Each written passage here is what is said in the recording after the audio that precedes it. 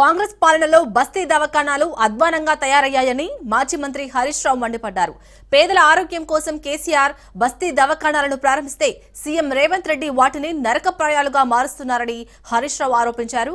పేదలకు వైద్యం అందడం లేదు, డాక్టర్లకు జీతాలు చెల్లించడం లేదని అంటున్న హరీష్ రావుతో మా ప్రతినిధి Saidulu face to face. Serilingampally బస్తీ దవాఖానా సందర్శించారు మాజీ మంత్రి హరీష్ రావు. ప్రస్తుతం మనతో మాట్లాడేందుకు మాజీ మంత్రి హరీష్ రావు గారు. సార్ చెప్పండి, బస్తీ దవాఖానా సందర్శించారు, ఎటువంటి సమస్యలు మీకు మీ దృష్టికి వచ్చాయి? నేరుగా ఇక్కడ ఉన్నటువంటి డాక్టర్లను అడిగి తెలుసుకున్నారు, పేషెంట్లను అడిగి తెలుసుకున్నారు, ఏం చెప్పారు సార్? ముఖ్యంగా ఇప్పుడు బస్తీ దవాఖానాలు అనేటువంటివి బస్తీల్లో ఉండే పేదలకు సుస్థి వస్తే దాన్ని నయం చేయడం కోసం బస్తీ దవాఖానాలు పెట్టారు. దేశంలోనే మొట్టమొదటిసారిగా 350 బస్తీ దవాఖానాలను కేసీఆర్ గారి ప్రభుత్వం హైదరాబాద్ నగరంలో పెట్టింది. దీన్ని కేంద్ర ప్రభుత్వం కూడా మెచ్చుకొని తెలంగాణ లెక్క దేశం మొత్తం కూడా బస్తీ దవాఖానాలు పెట్టమని చెప్పారు. కానీ రేవంత్ రెడ్డి ప్రభుత్వం వచ్చిన తర్వాత ఈ బస్తీ దవాఖానాలను పట్టించుకోవడం మానేశారు. లోపల పోయి మేము సిబ్బందిని కలిస్తే పాపం అక్కడ డాక్టర్ గారు, స్టాఫ్ నర్స్ గారు, అక్కడ పనిచేసే సిబ్బందికి 5 నెలలు 6 నెలల నుంచి జీతాలు రావడం లేదు. 5 నెలలు జీతాలు రాకపోతే వాళ్ళ ఇంటి కిరాయి ఏం కట్టుకోవాలి, వాళ్ళ పిల్లల ఫీజులు ఏం కట్టాలి, వాళ్ళు ఎట్లా బతకాలి? నువ్వు పొద్దుగాలు లేస్తే ఏం ఉపన్యాసం ఇస్తావు, 1వ తారీఖే జీతం ఇస్తున్నా అంటున్నావు. మరి 5 నెలల నుంచి ఇక్కడ జీతాలు ఎందుకు ఇవ్వడం లేదు? 110 రకాల మందులు బస్తీ దవాఖానాలలో ఆనాడు కేసీఆర్ గారి ప్రభుత్వం అందుబాటులో పెట్టింది. ఈరోజు చూస్తే 60-70 రకాల మందులు కూడా బస్తీ దవాఖానాలో అందుబాటులో లేవు. అంటే మందులు లేవు, కనీసం మినిమం ట్యాబ్లెట్స్ కూడా అందుబాటులో లేవు.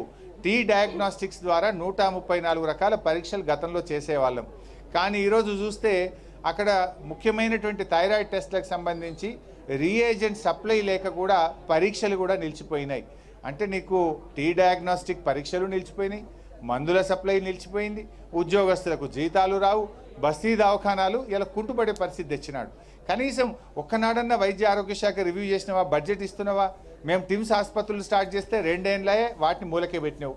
వరంగల్ హెల్త్ సిటీని ఆన్నే బండుకోబెట్టినావు. కేసీఆర్ కిట్ బంద్ చేసినావు, న్యూట్రిషన్ కిట్ బంద్ చేసినావు. ఇవాళ మెడికల్ కాలేజీల్లో పిల్లలకు స్టైఫండ్ రానటువంటి పరిస్థితి ఉంది. ఆరోగ్యశ్రీ 1400 కోట్లు బకాయిలు విడుదల చేయకపోవడం వల్ల ఆరోగ్యశ్రీ ఆసుపత్రుల్లో ఇవాళ సేవలు నిలిచిపోయే పరిస్థితి ఏర్పడ్డది. Employees health insurance scheme, journalist health insurance scheme 2 కూడా నిలిచిపోయినాయి. మందుల సరఫరా కూడా లేనటువంటి పరిస్థితి ఉంది. పూర్తిగా రేవంత్ రెడ్డి పాలనలో వైద్యం అటకెక్కింది, పేదలకు న్యాయం జరగడం లేదు.